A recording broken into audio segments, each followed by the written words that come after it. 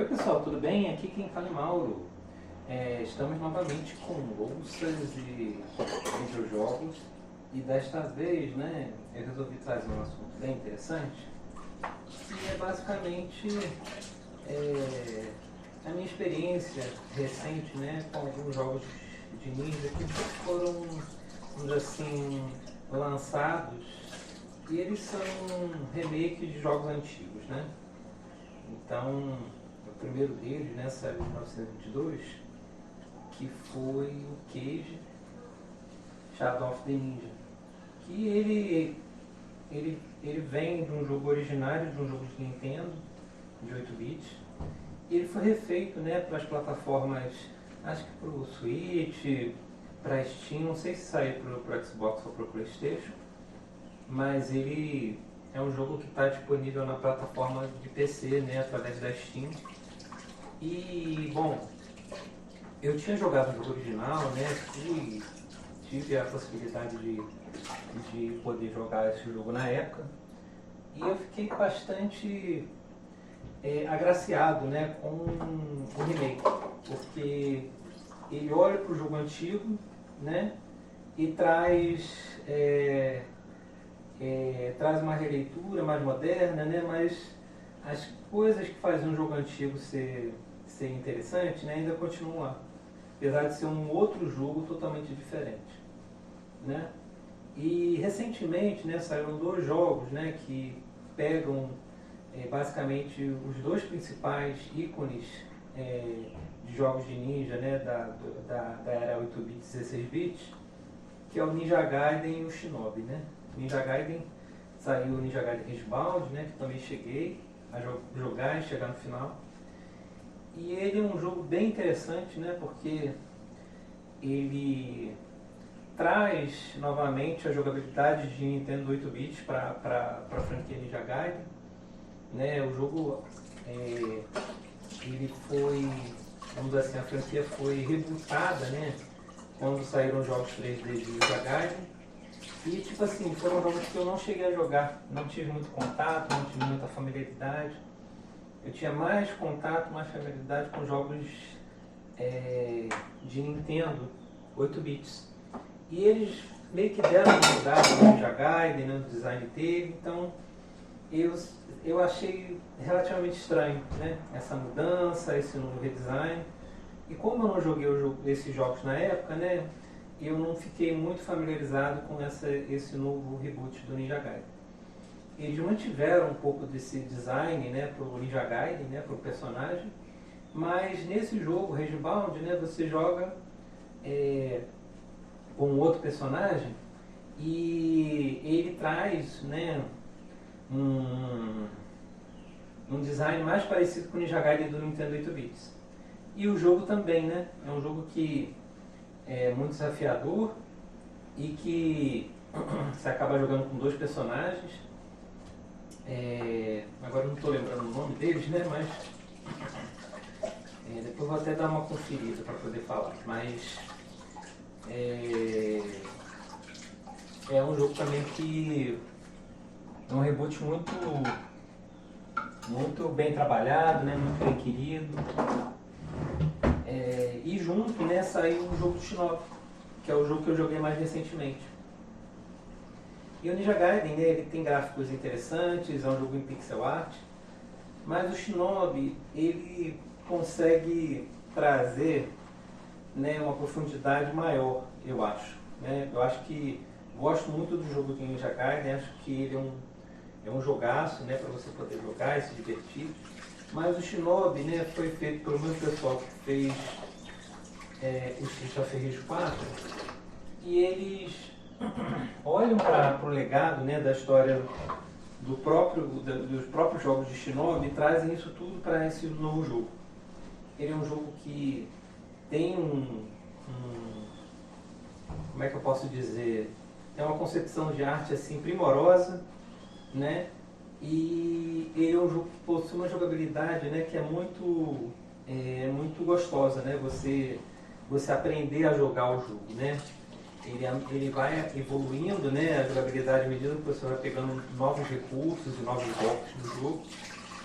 E eu fiquei muito feliz, né, por esse jogo ter saído e de eu ter tido a oportunidade de jogar. Eu também consegui chegar no final dele. Mas é um jogo muito interessante, né, e eu acho que todo mundo deveria jogar, né. Uma outra coisa também que eu acho que vale a pena a gente estar falando aqui é que recentemente terminou a Copa do Mundo, né? E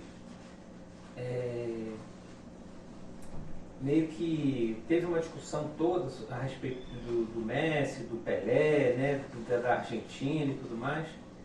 E eu, nessa coisa toda, né? Eu fiquei muito atento para algumas coisas que estavam sendo faladas a respeito do futebol brasileiro. Né? Eu não sou uma pessoa muito de jogar jogos de esporte, sabe? Eu acho que eles não me chamam muito a atenção, no geral, sabe? Eu acho que deve ter muito poucos jogos de esporte que eu devo ter realmente gostado. Mas eu lembro que na época, quando a gente tinha um Atari, né? Eu, meu pai e meu irmão, a gente jogava bastante, né? Jogava bastante um jogo de futebol. E nessa coisa, né, dessa discussão toda, eu comecei a ver que o futebol, né, apesar de todos os problemas que a gente tem com a CBF, apesar de todos os problemas que a gente tem com a indústria, né, mesmo do futebol, o futebol é um grande soft power brasileiro, né?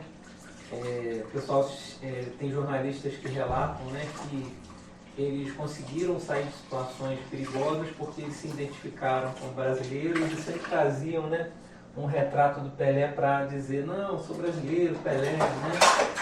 Então, apesar também de todos os problemas que a trajetória do Pelé teve, né, de todas as controvérsias que partiram, talvez, da figura do Pelé, ele foi uma pessoa que construiu, né, o futebol como ele é hoje, né?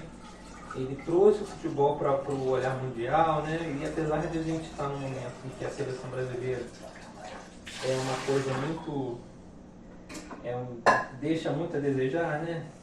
Quando a gente olha para o que o Pelé fez e para o que os jogadores, né, da seleção já fizeram com relação ao Brasil, e reforçando essa questão, né, desse soft power, eu acho que isso é importante, né? E eu acabei meio que vendo alguns vídeos, né, do Pelé e tudo mais, e lembrei que ele tinha um jogo, né, pro Atari 2600. Eu cheguei a tentar jogar ele, mas acabei não conseguindo.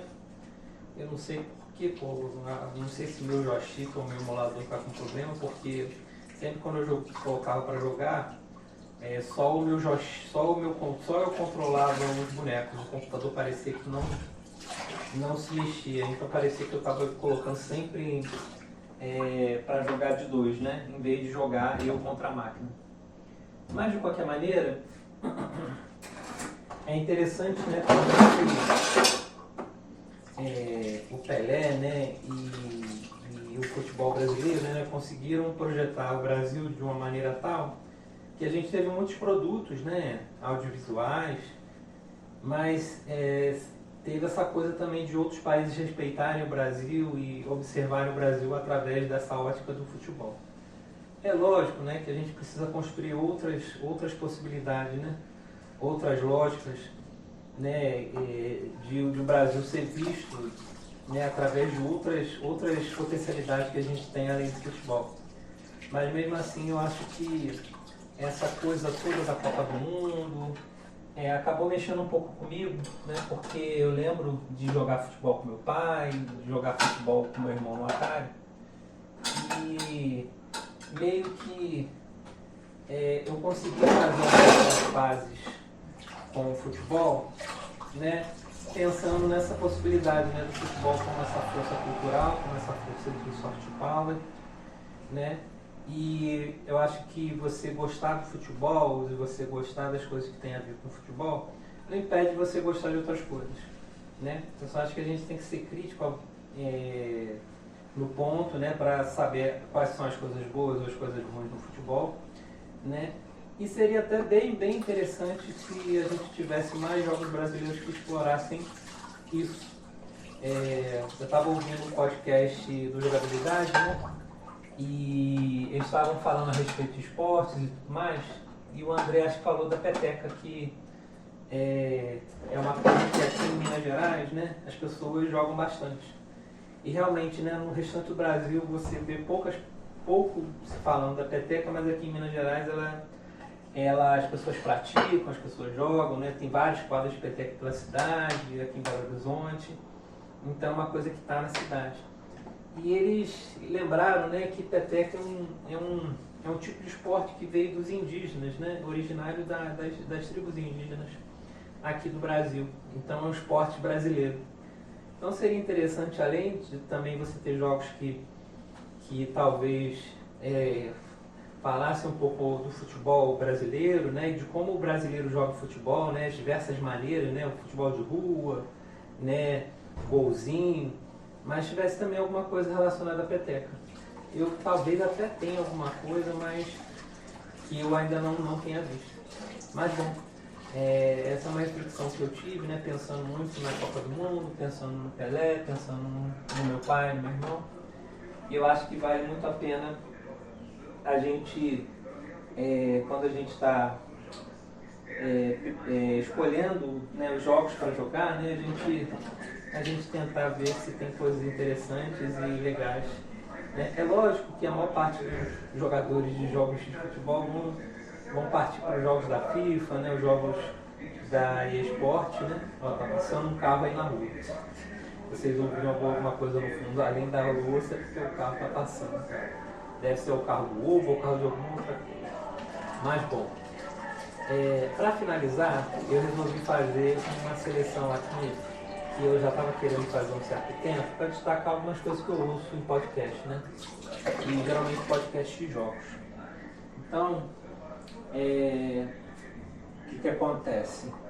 A gente tem no Brasil, né, alguns podcasts que fazem um debate semanal a respeito dos jogos e é bem importante, né, porque a gente tem a possibilidade de refletir um pouco do que a gente está jogando e do que está sendo produzido pela indústria. E aí, para começar, o primeiro que eu gostaria de destacar é o pessoal do Reload, né, que eles têm um podcast semanal e eles geralmente falam a respeito das notícias da semana da indústria, falam dos lançamentos de jogos, tem uma parte relacionada para falar a respeito dos vídeos desses jogos e também da cena competitiva, né? E o que acontece? O podcast é formado pelo Bruno Carvalho, o Edu Wright, Felipe Mesquita e o Rodrigo Cunha. E eu gosto bastante, sabe? Acho que eles têm um tom bem divertido, né? Parece que eles são amigos há muito tempo, né? Então isso daí ajuda bastante na conversa. O Bruno tem um conhecimento, por trabalhar, né, na indústria, tem um conhecimento bom das dificuldades, desafios que tem para se produzir jogos. O Edu Wright é uma pessoa muito focada e bastante, como é que eu posso dizer, entendida de jogos PC, né, de hardware.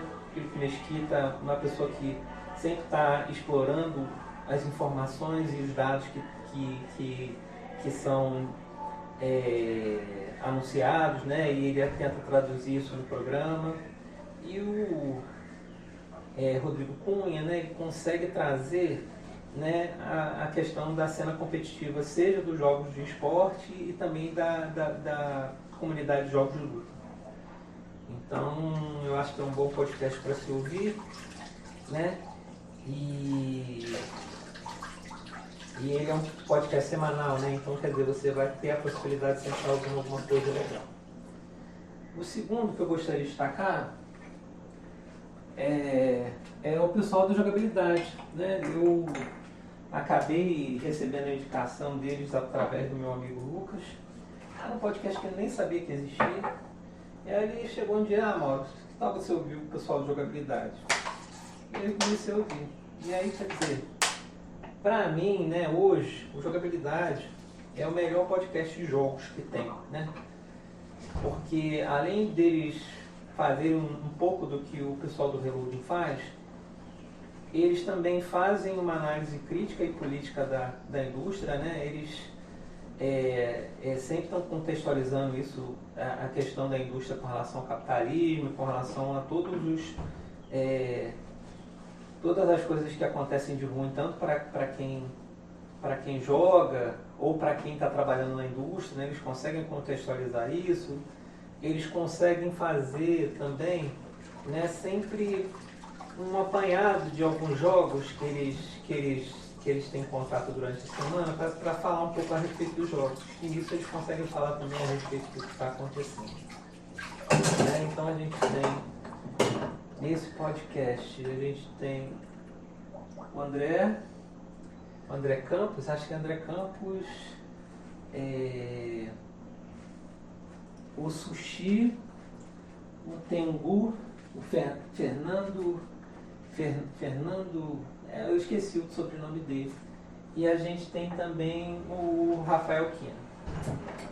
E são pessoas que são bem divertidas, né? São pessoas que têm um conhecimento bom com relação à questão do desenvolvimento de jogos e da indústria também. Então acho que se você quiser ter uma visão bem completa, né, com relação aos jogos, né, e também eles têm um programa semanal, eles vão trazer isso para você sempre que você estiver ouvindo eles. Além disso, né, eles têm os programas extras, né, que tentam falar a respeito dos jogos com mais profundidade, que é o Dash, né, ou um tema, uma temática que seja importante. E aí é um programa mais longo, né, em que eles se debruçam com relação a um tema. E aí um podcast que eu gostaria de falar é o pessoal do Nautilus, né? E aí, deixa eu te falar, no pessoal do Nautilus, a gente tem, eu esqueci o nome do pessoal, de todos eles. Deixa eu só ver aqui rapidinho. Vamos ver aqui no meu feed de podcasts. Opa! Ai. Vamos ver, Nautilus, isso. Vamos ver aqui. Nautilus Link. Lançado um por semana, traduzindo por semana. Na descrição deles eles não falam quem está fazendo podcast, não. Caraca, gente. Eu também, gente, eu tô com a memória muito ruim, né? Então, eu sei que tem o Ricardo Regis, Nautilus. Instagram, vamos ver se tem o nome deles. Vamos ver. Gente, não tem o nome dos caras. Ok. E aí?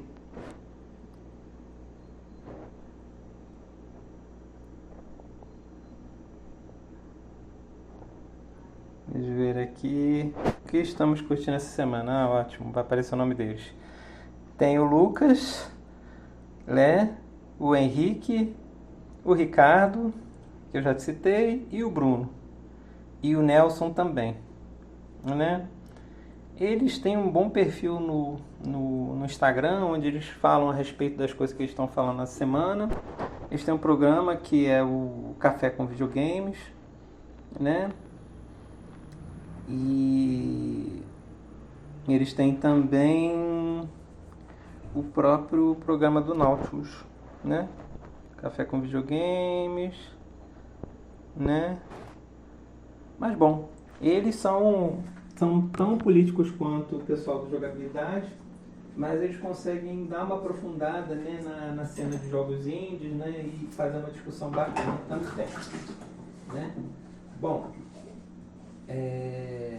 esses são os 3 podcasts que eu mais ouço, né, a respeito de jogos, né? Eu acho que vocês conseguem achar em qualquer plataforma de streaming, pode ser no Spotify, no Amazon Prime, ou até no Google Music, né? Ou no tocador de podcast que vocês utilizam no seu celular, ou no seu computador, do dispositivo que você geralmente escuta no podcast.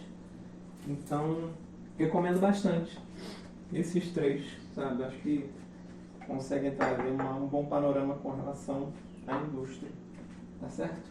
Mas bom, pessoal, era mais ou menos isso que eu estava querendo falar, né? Desde a última vez que eu fiz o programa, eu tive uma viagem, né? E acabou que, em função do meu período de férias, não deu para fazer o outro programa, né? Mas agora que juntou um pouco de louça, né? Deu um tempinho para eu poder falar a respeito. Mas bom, eu vou ficando por aqui, tá certo? Um abraço para vocês e fiquem bem.